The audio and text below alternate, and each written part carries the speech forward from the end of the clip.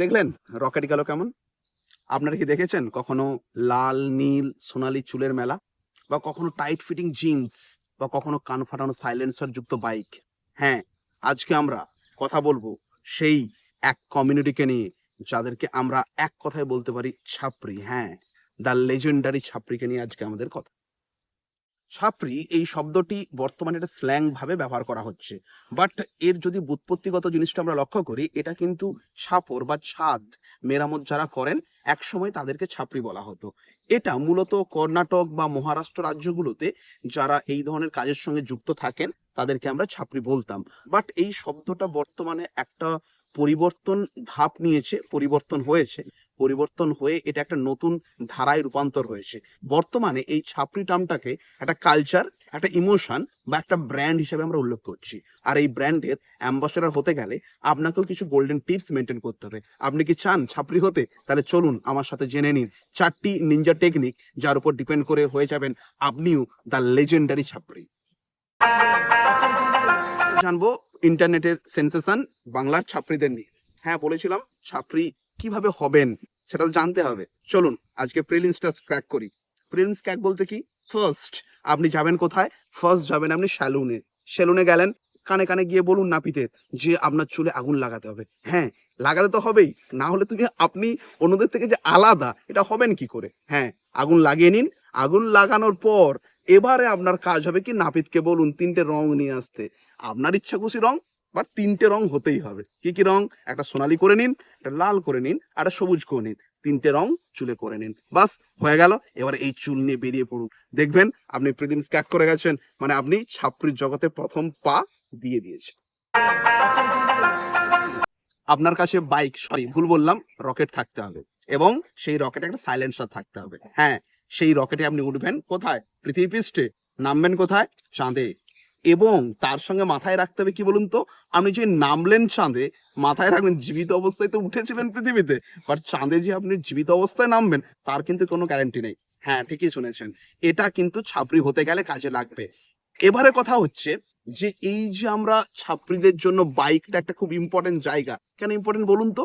কারণ তাদেরকে তো চেনাতে হবে, রাস্তাতে একজন যাচ্ছে, একজন মানুষ যাচ্ছেন, একজন লেজেন্ডারি মানুষ যাচ্ছেন। সেই মানুষটা যাওয়ার সময় যে শব্দটা হবে, সেই শব্দের জন্য যেন টোটাল রাস্তা খালি হয়ে যায়। হ্যাঁ, একদম আপনি রাজার মতন যাবেন, এবং তার সঙ্গে মাথায় যে শব্দটা হবে না, তাদের যেন মানুষের মনের মধ্যে যেন একটা কম্পন করিয়ে দেয়। হ্যাঁ, তবেই না আপনি মেন্স ক্র্যাক করতে যাচ্ছেন। মেন্স মানে বুঝতে পারছেন তো?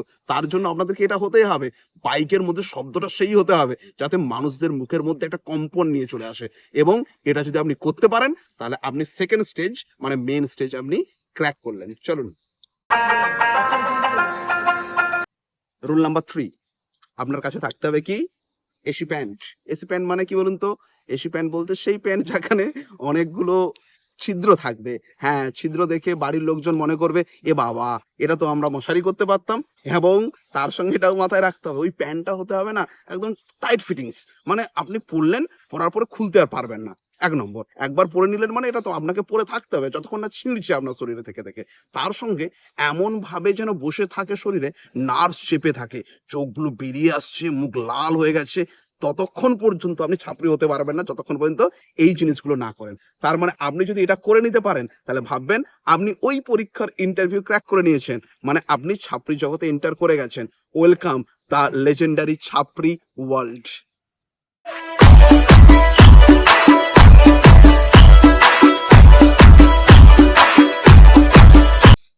বন্ধুরা, অনেক তো হাসাহাসি হলো ছাপরিদেরকে নিয়ে। আজকে আমরা জানবো এই ছাপরির পিছনে লুকিয়ে থাকা একটা বাস্তব চিত্র। প্রথম কথা আসে জীবনের মূল্য। ভেবে দেখুন, আপনারা 15 সেকেন্ড বা 20 সেকেন্ডের একটা রিলস বানাচ্ছেন। সেই রিলসটা অবভিয়াসলি আনসেফ একটা রিলস, যেখানে আপনারা গাড়ির বিভিন্ন ধরনের স্টান্ট দিচ্ছেন উইথাউট হেলমেট।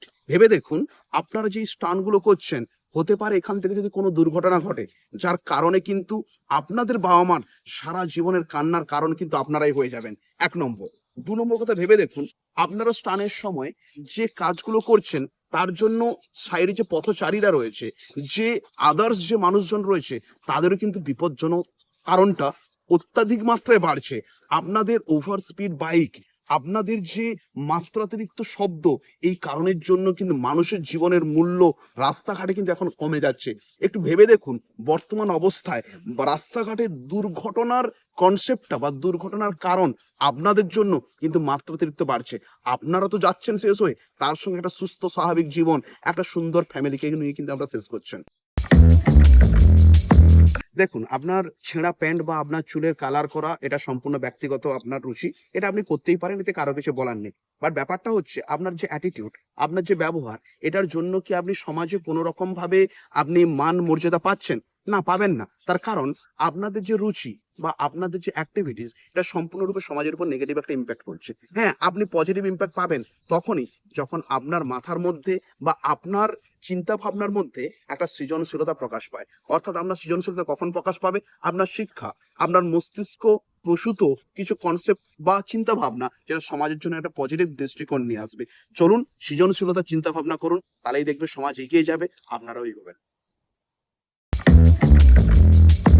অ্যাটেনশন সবাই চায়, বাট সেটা কি কখনো ভুল পথে হবে? একদমই না। আপনার যদি ভাইরাল হওয়ার ইচ্ছে হয়, হ্যাঁ, আপনি গান করুন, আপনি নাচ করুন বা আপনি পড়াশোনা করুন। সস্তার বিনোদনে গা ভাসিয়ে নিজেদের জীবনকে নষ্ট করবেন না।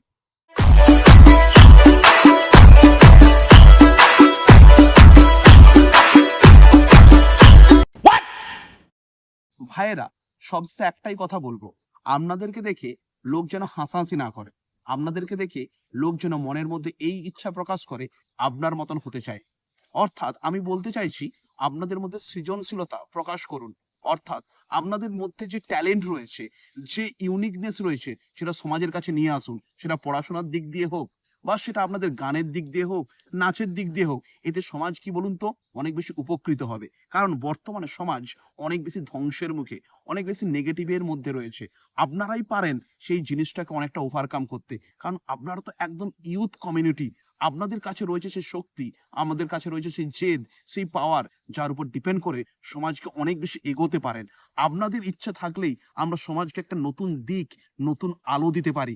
আজকে ইন্টারনেটে ভরে আছে টোটালটা জুড়ে এক নেগেটিভ কনসেপ্ট, সেই নেগেটিভ কনসেপ্ট আপনারাই চাইলে দূর করতে পারেন। আসুন সবাই মিলে এক সৃজনশীল বিনোদনের সঙ্গে থাকি, সবাই হাতে হাত মিলিয়ে নতুন সমাজ তৈরি করি। ধন্যবাদ। সবার শেষে আমি দেবসন।